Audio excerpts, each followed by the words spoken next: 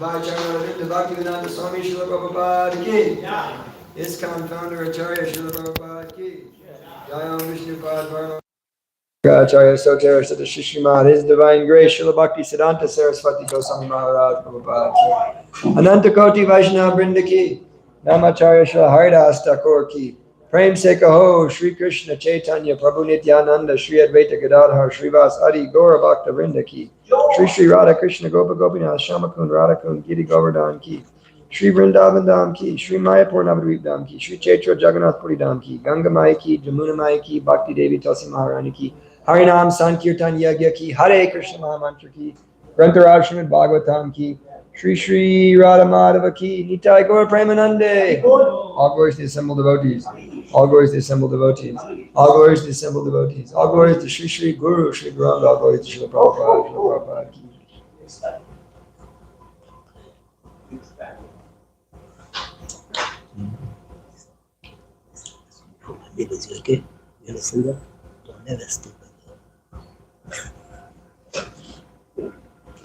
Om Ajnanatamrandasya Gyananjana Shalakaya Chakshur Militam Yena Tasmai Sri Guru Namah Shri Chaitanya Manobhistam Stapitam Yena Bhutale Swayam Rupa Kadamayam Dadati Swapadantikam Vandayam Shri Guru Shri Uta Parakamalam Shri Gurun Vaishnavam Cha Shri Rupam Shagadatam Sagana Raghunathan Vitam Tam Sajivam Sadvaitam Savadutam Parijana Sahitam Krishna Chaitanya Devam Shri Radha Krishna Padan Sagana Lalita Shri Vishakam Cha Hey Krishna Karuna Sindhu Dinabandhu Jagatpate Gopesha Gopaka Kanta Radha Kanta Namostute Tapta Kanchana Gaurangi Radhe Vrindavani Ishwari Vishubhanu Suti Devi Pranamami Hari Priye Vancha Kalpatarabhyascha Kripa Sindhu Bhyevacha Patitanam Pavanebhyo Vaishnavebhyo Namo Namah Jaya Shri Krishna Chaitanya Prabhu Nityananda Shri Advaita Gadadhar Srivas Adi Gaura Bhakta Vrinda Hare Krishna Krishna Krishna Hare Hare Hare Rama Rama Rama Hare Hare Mare Kabando Mat Sangin Mad Guru Man Madana Mad Nistaraka Mad Bhagya Madananda Namostate Asaru Sadhu Tadayanati Nichochata Karana Muncha Karachinmam Premnorit Katayos Pura Om Namo Bhagavate Vasudevaya Om Namo Bhagavate Vasudevaya Om Namo Bhagavate Vasudevaya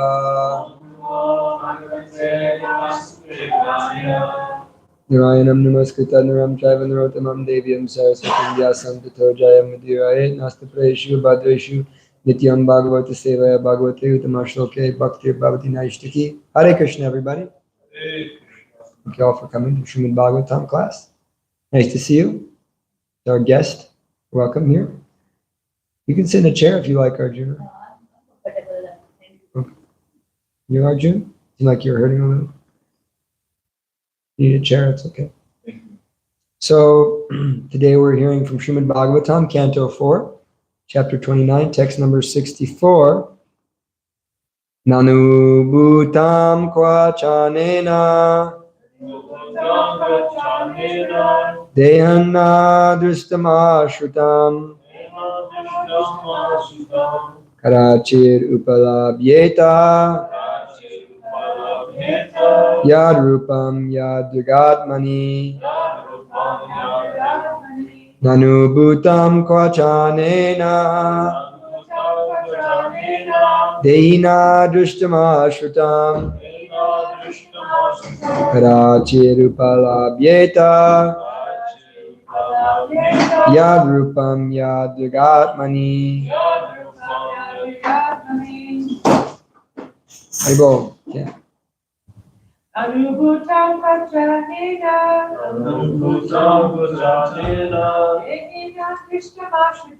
Dehinam Drishtamashritam Karachir upalabhyeta Yadrupam Yadinatmani Nanubhutam Bhavachanena Nanubhutam Kvachanena Dehem Nadrishtam Ashrutam Dehinam Drishtamashrutam Karachirapalabhyeta Karachirupalabhyeta Yadrupam Yadrigatmani Yadrupam Yadragatmani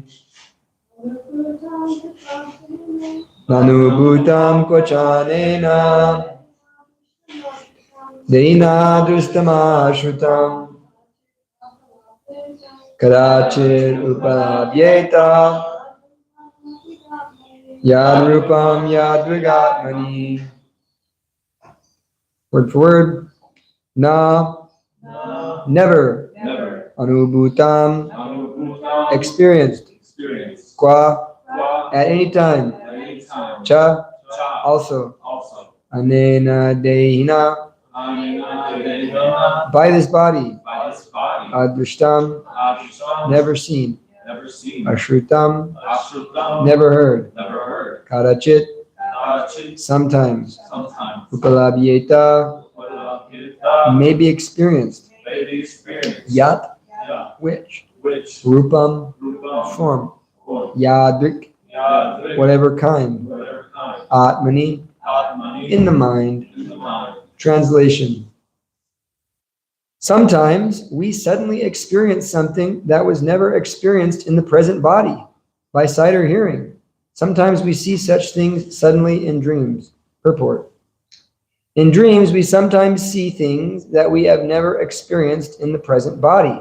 Sometimes in dreams, we think that we are flying in the sky, although we have no experience of flying. This means that once in a previous life, either as a demigod or astronaut, we flew in the sky. This impression is there in the stockpile of the mind, and it suddenly expresses itself. It is like fermentation taking place in the depths of water, which sometimes manifests itself in bubbles on the water's surface. Sometimes we dream of coming to a place we have never known or experienced in this lifetime. But this is proof that in a past life, we experienced this. This impression is kept within the mind and sometimes becomes manifest either in dream or in thought. The conclusion is that the mind is the storehouse of various thoughts and experiences undergone during our past lives. Thus, there is a chain of continuation from one life to another, from previous life to this life, and from this life to future lives. This is also sometimes proved by saying that a man is born a poet, or born a scientist, or born a devotee. If, like Maharaj Ambarish, we think of Krishna constantly in this life, Savai Mana Krishna Padaravindayoho, we will certainly be transferred to the kingdom of God at the time of death. Even if our attempt to be Krishna conscious is not complete, our Krishna consciousness will continue in the next life. This is confirmed in Bhagavad Gita 6:41. Prapya punya kritam lokan ushitva shashvati samaha suchinam shrimatam gehe yoga brashto vijayate. The unsuccessful yogi, after many, many years of enjoyment on the planets of the pious living entities, is born into a family of righteous people or into a family of rich aristocracy. If we rigidly follow the principles of meditation on Krishna, there is no doubt that in our next life we will be transferred to Krishna Loka or Loka Vrindavan. Srila Prabhupada ki. Namaste Jivanandaya Dasaya Vanachanine Prabhupada Valavaya Snihasilavanurine Agyana Dvanta Gamanam Pashtapatatmanam Gyan Gurute Chitarine Chakshashe Namaha Nama Om Vishnu Padaya Krishna Prashtaya Bhutale Srimate Bhaktivedanta Swami Nidinamane Namaste Saraswate Devi Gauravani Prachari Nirvishesha Shandivani Prasashtade Shikadara. So Narada Muni is speaking here to Maharaj Prachini Bari, and he's continuing with the dream analogy. And this is using dreams as evidences of past lives. So the idea is that the dreams are bringing things from our subconscious mind to the present, and these are impressions that have been placed in the chitta from previous experiences. And so the concept of past life regressions, where they take one into a hypnotic dream state and they, bring up things from the subconscious. We can't know that it's a past life, but we do know that all these things we experience that are seemingly unknown to us are there in our chitta and are coming from past lives. We can't know that this was a particular past life, but we know that everything that we are experiencing in our mind has been experienced before. So the chitta, everybody know that word chitta? The chitta is like the programming or the conscious layer, you can say the subconscious. It's what's very easily programmable. So everything that you put in your chitta becomes part of you, which is kind of scary if you think about it. Would we be watching the things we watch or doing the things we do if we knew that every single thing we do creates an impression in the chitta? That's why we hear that word Cheto Darpana Marjanam, right? That this Harinam Sankirtan, the chanting of the Hare Krishna mantra, is cleansing the chitta, the mirror of the mind, or the consciousness. So that chitta must be cleared for us to be able to perceive Krishna and perceive God and to have a beautiful experience in life. Otherwise, it's going to be contaminated by all kinds of impressions. So every time you act in a certain way, or you take in an image, or you do a certain activity, that is leaving an impression in your chitta. And I remember growing up, I was told, sometimes by the clergy, that everything you do is going to be in your mind forever. It doesn't ever leave the mind. So therefore, every single activity we perform leaves an impression, and that impression can affect us in a negative or positive way in the future. And unless we act in a way to cleanse the mind of these impressions, then we're going to be subjected to their conditioning. So in other words, we're always programming ourselves. We hear about brainwashing and these types of things like MK Ultra. We hear about these types of things. We hear sort of MK Ultra. Naturally, Arjuna and Avita. So MK Ultra was a declassified brainwashing technique that was developed by the CIA. Basically, it's the same concept, bring someone to a more unconscious state and then affect that chitta. But we're always affecting our chitta. People, they do these kind of detrimental activities like watch the television or like scroll all day on their phone. And then if you watch the television, it puts your mind into an alpha state, alpha brainwaves, which make you more subjective. You take suggestion more easily. So, you put yourself in an alpha state and then there's so many suggestions and then the commercials come on and you think, I need to buy this, I want this, I'm unhappy because I don't have this. And in this way, Maya is affecting us because we're thinking I need something else to be satisfied. So someone who is an intelligent practitioner of bhakti yoga, he understands that whatever I put in my mind has a great effect and will deeply affect my ability to practice Krishna consciousness. And with intelligence, one should understand what is favorable and what is not favorable. Because this is actual surrender. Krishna orders us, or he suggests, Sarvadharman Parityaja Mamekam Sharanam Vraja.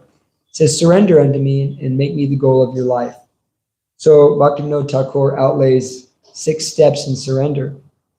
And 2 of those steps are accepting what is favorable for Krishna consciousness and rejecting what is unfavorable for Krishna consciousness. So that's a symptom of surrender. What is favorable for my bhakti yoga? And how do we measure what's favorable and what's unfavorable for Krishna consciousness?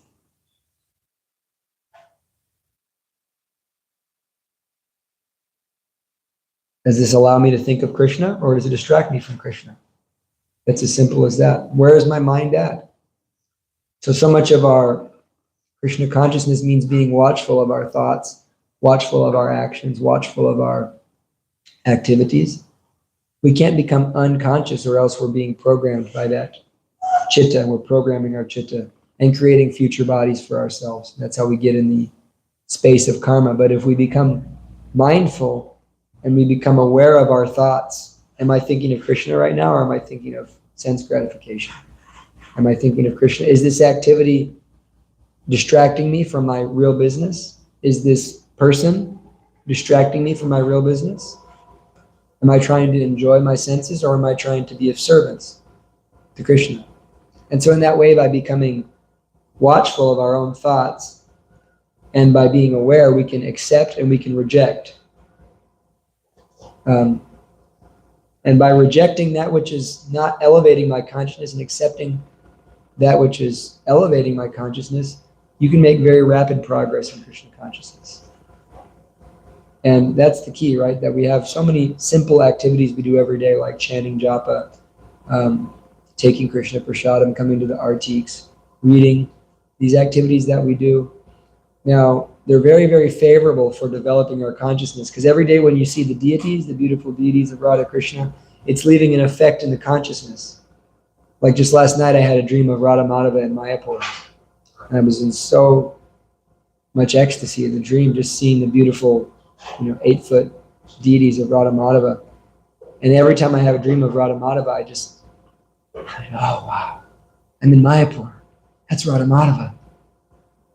And that's because Radha Madhava are there in an impression, because every day, early morning in Mayapur Dham, you go and you take darshan, that leaves an impression. That's why we do sadhana every day. And what does sadhana mean? Do you know? Break the word down though. Sadhana means the eternal wealth. Sadhana means it's our eternal wealth. Mother Sanam is very wealthy. He's very good sadhaka. So sadhana means it's our eternal wealth. So if we're doing sadhana, meaning we're putting these things in our consciousness, then we're developing eternal wealth. That rather than putting, mundane news, mundane, stories, mundane activities, mundane images, to speak just mundane, even harmful images, violence,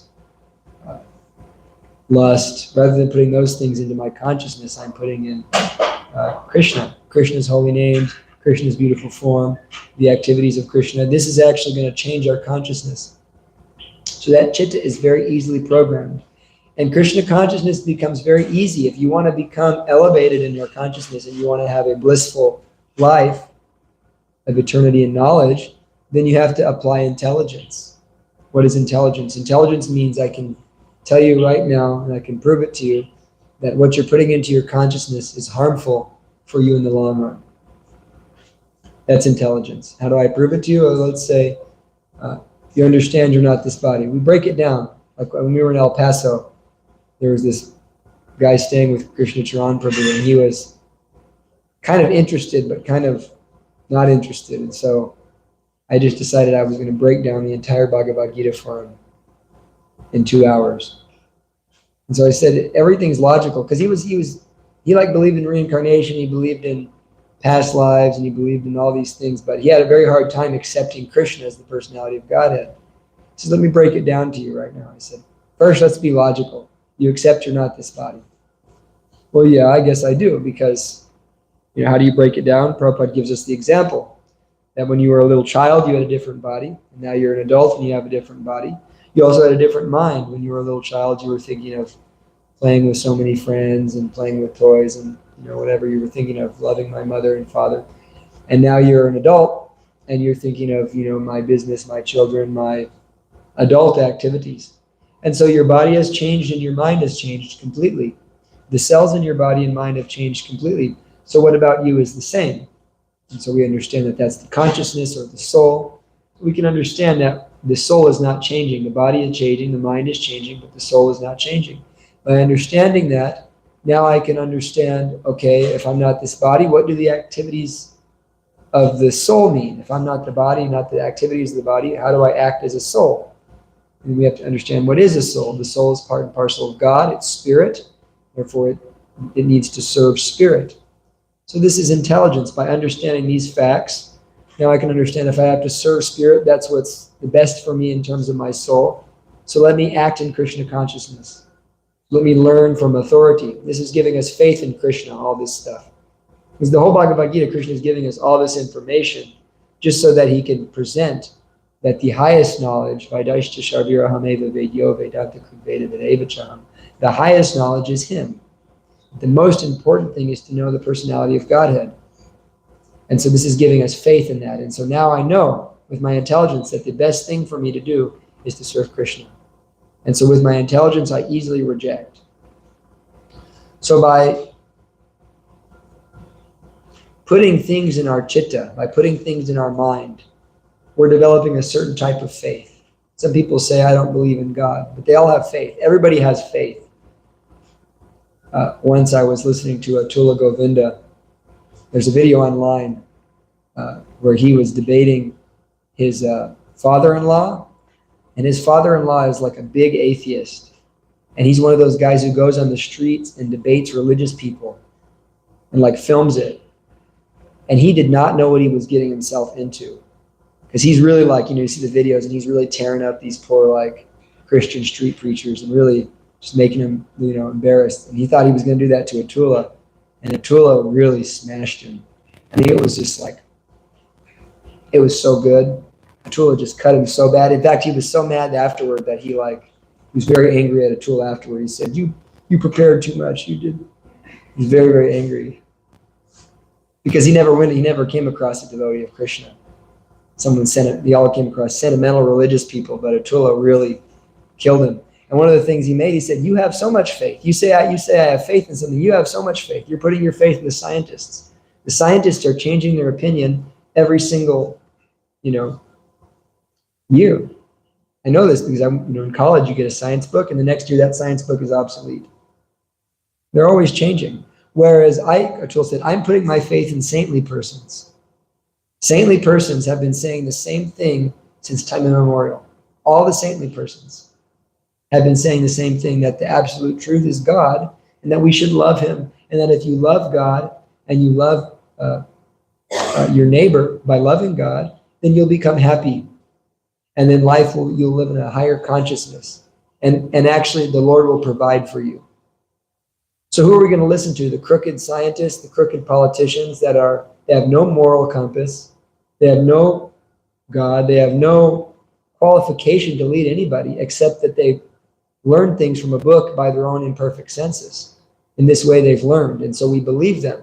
I'm not condemning science. We need science. It's helping, it's good for medicine and so many things, for this body. But in terms of actually living and improving the lives of people in general, listen to the saintly persons. All the saintly persons throughout history have condemned greed. All the saintly persons throughout history have condemned hate. They've all said you're part and parcel of the supreme God. And therefore, if you love the supreme God, you'll love everybody. There, you've solved racism. You've solved hunger and starvation. You've solved all the problems of the world by following the saintly people. But because we have no consciousness of this, because they're putting their faith in fallible soldiers, then the world is the way it is. Therefore, everybody is having some type of faith. So what you're putting into your mind is creating a certain type of faith. It's a fact that if you grow up in a place that is like liberal and where you're hearing liberal propaganda, then you'll become liberal. If you grow up in a place that is conservative, hearing conservative propaganda, you'll grow up conservative. It's very, very, very influenced by everything. This is just psychology also. So we have to develop a certain type of faith, and therefore we should use our intelligence to understand, what am I putting in here to develop that type of faith? And I was thinking of this verse in the Bhagavad Gita, very practical advice Srila Prabhupada gives in the purport. The verse is the Bhagavad Gita 9:3. And Krishna is explaining that those who are faithless, ashradanana purusha, dharmasyasya parantapa, aprapyam mam nivartante, mrityu samsara vartmani. I just memorized that last night. Krishna says, those who are faithless, who have no faith in this devotional service, they cannot attain me, O killer of enemies. So those who have no faith in actual spiritual reality or Krishna consciousness, they can't attain Krishna. They can't attain this supreme knowledge, the supreme love, the supreme happiness that's available for one who knows the personality of Godhead, because they don't have faith. And then Srila Prabhupada, he outlines that there are 3 types of faith in the purport. Now, it's very important we should understand what type of faith are we developing. So the basic type of faith, Prabhupada says, is 3rd-class faith. 3rd-class faith means I have some sentimental attachment to Krishna and to the Vedas and to temples, and therefore I'm sentimentally attached. I like it, but I'm not really developing any knowledge. And so therefore, Prabhupada says most of those people go away after some time, or they're very, very unsteady. And then there's second-class faith. Prabhupada explains that second-class faith is, I don't have sufficient knowledge of the Shastras or of this spiritual texts and realities, but I've had enough experiences in Krishna consciousness to give me faith that's very unshakable. I can't necessarily win an argument or convince people to become Krishna conscious, but I have enough faith not to go myself. And then there's first-class faith, which is based off, this is called Shastrika Shraddha. There's Lokika Shraddha and there's Shastrika Shraddha. Shastrika Shraddha meaning my faith is based off reading scripture and understanding the logic behind that scripture. And because of that logic and that understanding, the way in which I present spiritual knowledge is very effective. That's why Atula was able to just destroy that poor guy he was arguing with, because he's only that man had only really dealt with very sentimental kind of faith people who were just more or less in it because they were very emotionally attached. But he never experienced someone, showing the logic behind why one should live a God-centered life and have a spiritual life. And you can see how Atul was simply, speaking very out of the modes, but his father-in-law was very much full of envy and venom as he was arguing. Not that he was that way toward Atul, but he was very much, into that argument. So, in any case, we should develop first-class faith by proper hearing and proper reading. In that way, you develop steadiness. So you ask someone why they're very steady. It's because they're reading more. They're understanding more clearly. Krishna says, Aham sarvasya prabhavo matra sarva pravartate iti matva bhajante mam buddha bhava samanvitaha. Krishna says, I am the source of all material and spiritual worlds. Everything emanates from me. The wise who know this perfectly engage in my devotional service with all their hearts. The wise who know this perfectly engage in this with love. So it's an understanding perfectly Krishna's position, and actually logically and shastrically understanding that it becomes very much easy to let go of that which is holding us back in spiritual life. Let go of that which is causing us so much suffering and misery. So we should develop first-class faith. And so faith equals the program we use. What are we putting into our minds? Because that's what's going to come out at the time of death, right? What we think about, what we centered our life on at the time of death, we're going to think of that. And Krishna gives us faith. Krishna says, I give them faith. If they want to worship a demigod, I give them faith to worship that demigod. If they want to worship, these politicians, I give them faith in those politicians. So Krishna is giving them that faith, coming from Krishna. So we should develop a certain faith in that which is eternal, that which is not temporary, that which is going to be sadhana, eternal benefit, eternal wealth. Because at the time of death, whatever we think about is where we're going to go. Whatever our consciousness is absorbed in, that's where we're going to take birth. Therefore, we want to think about Krishna at the time of death. It says in the Bhagavatam, nice verse, it says, Yogabhyam Sankhya, Yogabhyam Etavan Sankhya Yogabhyam Swadharma Paranishtaya Janmalabha Parapumsam Ante Narayana Smritihi. Whether one is doing yoga, whether one is doing Sankhya, whether one is doing Dharma, whatever one does in human society, Ante Narayana Smritihi, the goal of life is to remember Narayan at the time of death. So therefore, we're trying to train our chitta to become attached to Krishna. And therefore, this comes down to association What are we associating with? What is it we're associating with? Who are we associating with? With what images, books, words, texts, places are we associating with? Because that's all going to affect our chitta. Therefore, we find that, for someone who is coming from a background of like deep Maya, they did a lot of illicit things in their life. It's much harder for them to become steady in their consciousness.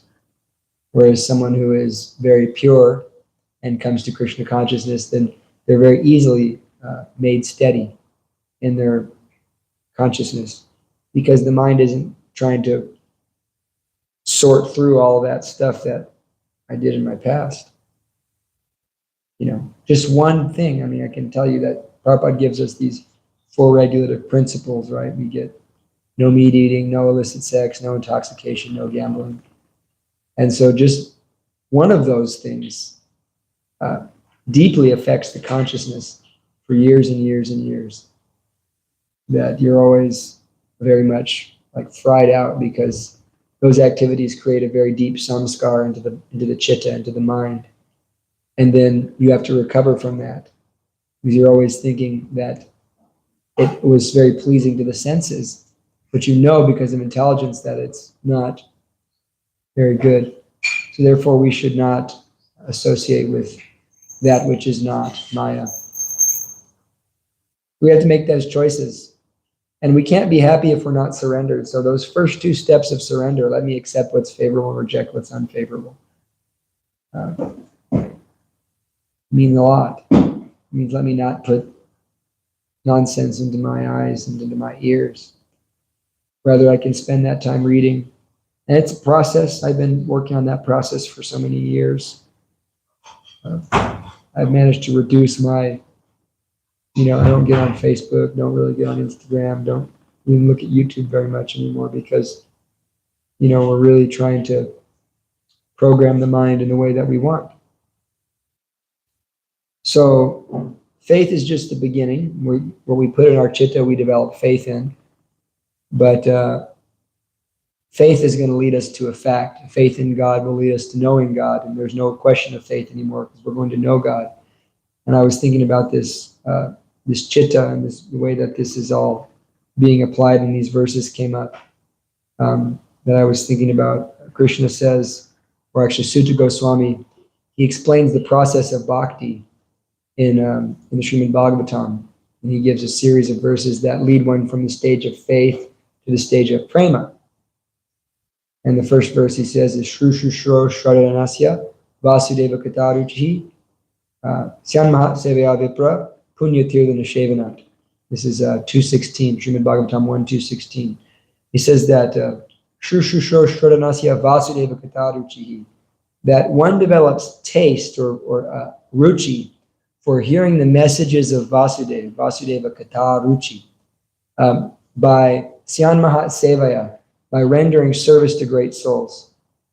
So if we do render some service to devotees of God, we develop attachment to hearing about Krishna.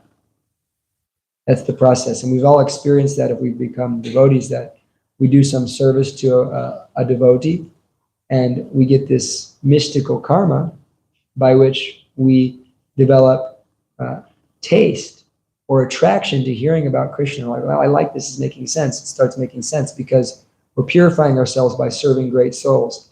And from that purification and from that taste and hearing Vasudeva Kataruchi, the next thing that develops is Shrinvata Swakata Krishna Punya Shravana Kirtana Kridyanta Stohibhadrani Vidanoti Saritsatam. Is that Krishna is the personality of Godhead in everybody's heart. And he cleanses the desire for material enjoyment in the heart of a devotee who has developed the desire to hear his messages, which are in themselves virtuous when properly heard and chanted. So we get punya, we get pious credits just by hearing a Bhagavatam class. Punya tirtha. We develop this pious nature by hearing. Krishna will cleanse the heart. So that chitta becomes cleansed. And when you chant Hare Krishna and you hear Srimad Bhagavatam, your chitta, your mind, and your consciousness, they become cleansed and purified. And so we've all experienced that we've all perhaps were doing certain activities before we came to Krishna consciousness. And then by hearing Srimad Bhagavatam, Bhagavad Gita, chanting Hare Krishna, some of those activities that we might have done in the past, they're like abominable now. I don't even want to think about them. It's actually, scary to think about. So this is the proof that this is actually working. And this is 100% fact. If you take that, this is a science. Especially these verses are very scientific. And if you take any scientific experiment that is reproducible thousands and thousands and thousands and thousands of times, it's more than just a hypothesis. This is now a theory. This is now a scientific law. So there's a scientific law at play here that if you hear the pastimes of Krishna, and if you follow this process in the proper way and surrender, then all of those things in the heart that we're struggling with can become removed. And if we're struggling with something, then all we have to do is surrender more. That's what I found out, is that I need to go deeper. I need to let go of more Maya. I need to stop doing this activity, engage in this activity, and in that way overcome the struggles. So then the next verse, Krishna says, is very, very important to what we're speaking about today. He says, Tatarajastamo bhava kamalobadayaschaye chita etirana vedam sita satve prasidati. So by doing this, rather than putting in all of the mundane sound vibrations into our brain, we're putting in Srimad Bhagavatam, Tadarajas tamo bhava. The rajas, passion, and the tamas, the ignorance, are removed from the heart. Tadarajas tamo bhava. Kama lobadayaschaye. And greed and lust are removed from the heart. Chitta etir anavidam. That chitta is becoming cleansed. Chitta etir anavidam. Stita sattve prasidati. And such a person is situated. Stita is become steady. Stita sattve, what sattve mean? Goodness, prasidati, and happy. So we become situated in goodness and we become fully happy by engaging in the process of Krishna consciousness. Stita sattve prasidati. Situated in goodness and fully happy. Because the chaita is being cleared of this kama, lobha, raja, tama, it becomes cleansed. And then after that, what's the result? Very beautiful. Evam prasana manaso. The mind becomes enlivened. Evam prasana manaso. Prasan means enlivened. You become fully joyful. The mind becomes very joyful. Evam prasana manaso. Bhagavad Bhakti Yogata. In the performance of Bhagavad Bhakti, of doing Bhakti Yoga unto Bhagavat Tattva Vijnana. One develops scientific knowledge of the personality of Godhead. Vijnan. One has full realization. There's no question of faith anymore at this stage, because I actually am experiencing God so profoundly on a daily basis. And I'm so happy because of that experience that I don't need faith. Bhagavat Tattva Vijnana. I understand the Lord in Tattva, in truth. Bhagavat Tattva Vijnana. Mukta Sangasya Jayate. In the stage of complete freedom from material contaminations. So that's how the chitta becomes completely purified. And this is likened by our acharyas, Vishwanath Chakravarti Thakur. This verse is likened to the stage of bhava bhakti, which is emotional attachment to Krishna, emotional experience with Krishna. Bhava bhakti. And so bhava bhakti is characterized by this freedom from tama and raja. Mean that bhava is appearing at the stage of pure goodness. Kama lobhadayaschaye. There's no lust, there's no greed, there's no rajas, there's no tamas. It's just stita sattve. Such a person is situated in the pure mode of goodness, Shuddha Sattva. And so it's at that stage of Shuddha Sattva that one can perceive God, and God appears fully in one's heart, and one experiences bhava, which is our goal, right? Our goal is bhava, and then from bhava, as bhava develops, that turns into prema, pure love for the Lord. So it's a very powerful verse. Tadarajas tamo bhava, komalabadayaschaye. Chitta etir navidam stita sattve prasidati. And then that Bhagavat Tattva Vijnana, that transcendental scientific knowledge of God awakens. So this pure goodness is the state in which Krishna appears, and that's why Krishna's father is named Vasudeva. Vasudeva is the state of being by which Vasudeva, Krishna, can appear in the mind. Because where did Krishna? He first appeared in the mind of Vasudeva. And then from the mind of Vasudeva, he entered into the womb of Devaki. And this is what a type of initiation. Krishna's birth was transcendental. There was no karma involved in Krishna's birth. And so in that way, the Supreme Lord appears in pure goodness. So if we don't surrender, meaning that we don't accept what's favorable and reject what's unfavorable, and what question is there of happiness? Especially if you're trying to be like a temple devotee, huh? Because we don't have any type of happiness we don't have any sense gratification. And if we get sense gratifications, it's low level. So if I don't have Krishna, I don't have sense gratification, then I'm just in misery. So therefore, we have to use intelligence and become devotees. Go deeper into our Krishna consciousness. So we should have enough faith to apply this intelligence. I understand all this, that this is all sensible, logical, scientific, spiritual knowledge. Therefore, intelligence means that I don't become bewildered by my mind and senses. I use my intelligence to apply this very seriously. And in that way, we change the chitta, the mind which is always wanting sense gratification. The mind which is saying, I want this, I want that, I want this, I want that. It's presenting a menu of Maya to you. That mind becomes controlled and it becomes a friend rather than an enemy. The mind is now, rather than trying to tell you to go, smoke a cigarette, the mind is saying, you don't want that, you don't want to eat meat, you're not interested in that, beautiful person because, you understand that I'm trying to do something very high. I'm trying to understand God, and I'm living a very high state of being. And so in that way, we can change the chitta. So I'll make this last point that, bhakti yoga is very powerful, and it works 100% of the time if it's done right. If it's done right, it works 100% of the time. So we say, I chant Hare Krishna. But chanting Hare Krishna is not just lip service. Chanting Hare Krishna has to go deep. You have to actually make an impression in that chitta.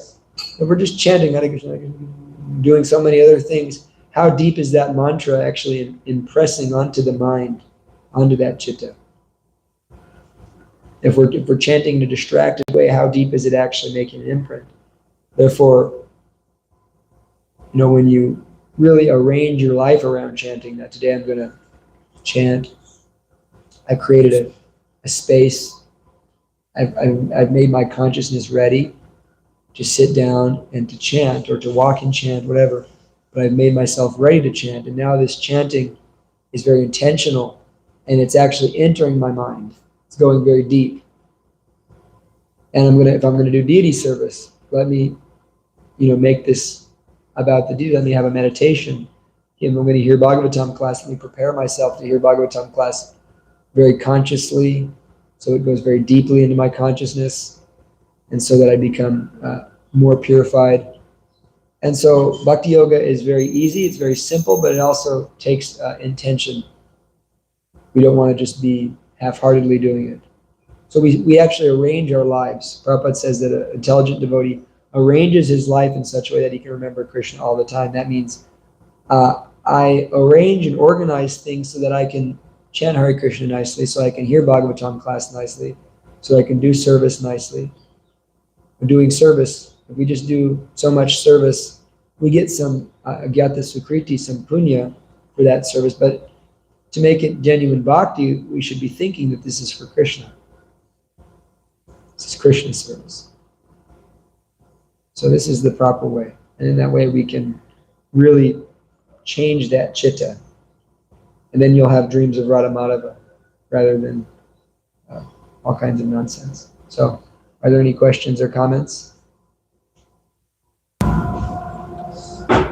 Chandrika, Sarvakanti? So it seems in order for us to change that chitta, for us to be, we have to take responsibility to do that, to do what we need to do, to read, to understand and everything. Yeah. So when devotees do that and they become older or vulnerable in some way and they're not able to, carry on, reading and all that, they may have dementia or whatever. So whose responsibility is it? Like the community's responsibility to kind of support them so that they're not stuck in places where they're watching TV and become kind of dull again? Or like how do it's easy for us, well, it's not always easy, but for us to work on ourselves, but when we see others that are not able or become not able, how do we become responsible as well for them? Well, my go-to answer is that Krishna is the ultimate person in charge of all of us and our karma and our circumstances. And, it's a nice service to help people remember Krishna in their old age. It's an important service. But we should also understand that there's no loss in Krishna consciousness. If you've done sufficient Krishna consciousness, then Krishna will not forget and will make an arrangement for you, for your benefit. And Krishna is Suridam Sarva Bhutanam, so everything that's happening, because he's the Maheshwar, everything that's happening is happening by his arrangement and for our benefit, because he's the Surat. So we have to take responsibility for ourselves, and we have to take responsibility for others also, whether that be younger devotees or older devotees. If we don't take responsibility, then we don't make as much progress. It's very important to take responsibility, but in terms of who is that person, that I can't say. The kindness and mercy of the devotees should attempt to help everybody remember Krishna, young or old. So it's actually everybody's responsibility to do their part, to take that activity up. But I can't say that it's a particular group of person's responsibility or not, because our first and foremost responsibility is to Krishna and understanding what Krishna wants for us, what is our service. So of course, family members, if someone has a family, wife, husband, children, they have a duty to their family, and therefore, they have a duty to help people in that family, whether they're children, husband, grandfather, parents, to help them remember Krishna. But for those who are living a more renounced life, the duty is to everybody, to help everybody remember Krishna, and to serve in the way that Krishna is given.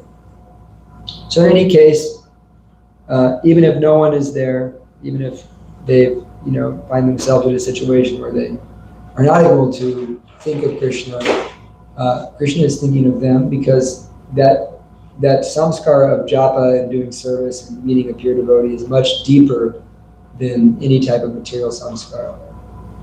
And so Krishna says there is no loss or diminution on this path. And he also says, one who does good, my friend, is never overcome by evil. So there's no loss. And Krishna says, such a person takes birth in a situation where they are able to continue their progress. But we see in the Bhagavatam, there's so many examples, and you can't say that it's going to happen to this person or that person, but there's just examples given where even demons go back to Godhead because they were devotees in the past, or even devotees have slip-ups and they have to suffer for some time, but in the end they get to go back to Godhead, and they take the next birth in which they're able to make progress. Thank you. Thank you. Anything else? Arjun, sorry to go.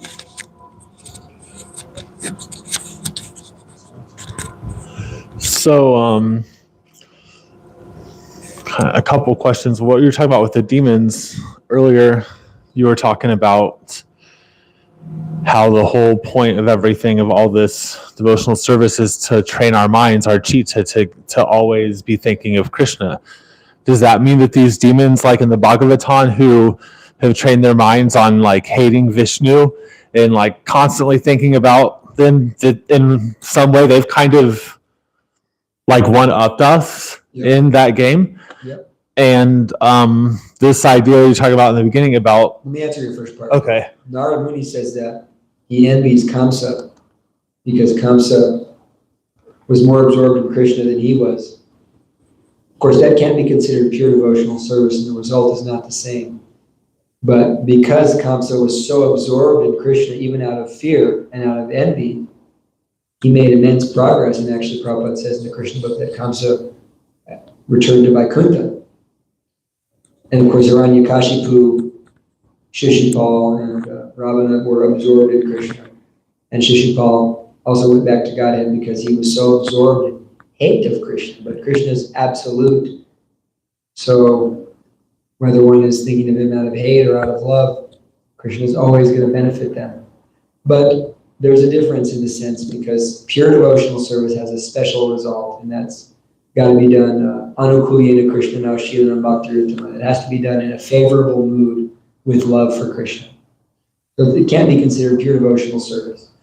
And the example is also given in the Chaitanya Charitamrita that although Kamsa was so absorbed in Krishna, he got a special result. And he did hate Vishnu, but he was also absorbed in Vishnu. But Vena also hated Vishnu. But Vena was so absorbed in sense gratification, he wasn't even thinking about Vishnu. And so Vena went to hell, and Kamsa went to Vaikuntha. Next part of your question? So, kind of, you didn't say these words, but earlier you kind of presented the idea of people being products of their environment. And like, how do you explain it when people are kind of, the opposite? When you have people who are in a conservative, family, that they become very liberal, they kind of like rebel against that. Still a product of their environment. You're rebelling against your environment. Also, we're a product of many lifetimes environments. So in any case, we're a product of our association. And that's Bhagavad Gita confirms that. Purusha prakriti stohi bhakte prakriti janana karana gunasangasya sadasagini janvishu. Purusha prakriti stohi, living entity situated in this material world. Bhakte prakriti jangunan is enjoying bhakte prakriti, the modes of nature, enjoyments born of the modes of nature, jangunan. Karanam gunasangosyat, because he's associating with those modes. Gunasangosyat. And therefore, sada sadyoni janvishu, he's taking birth in good and evil places. So whatever mode we're associating with, we're going to be conditioned by. Therefore, in that very same line of things, if we can, mam chayo vyabhicharena bhakti yogena sevate sadhunan samati yaitan, by engaging in constant devotional service, not falling down under any circumstances, one becomes sadhunan samati yaitan, he becomes above the modes of nature, and therefore Brahma Bhuya Yakalpati, he comes to the level of Brahman. So devotional service is how we transcend. But I think we're out of time. Hare Krishna. Hare Krishna. Thank you.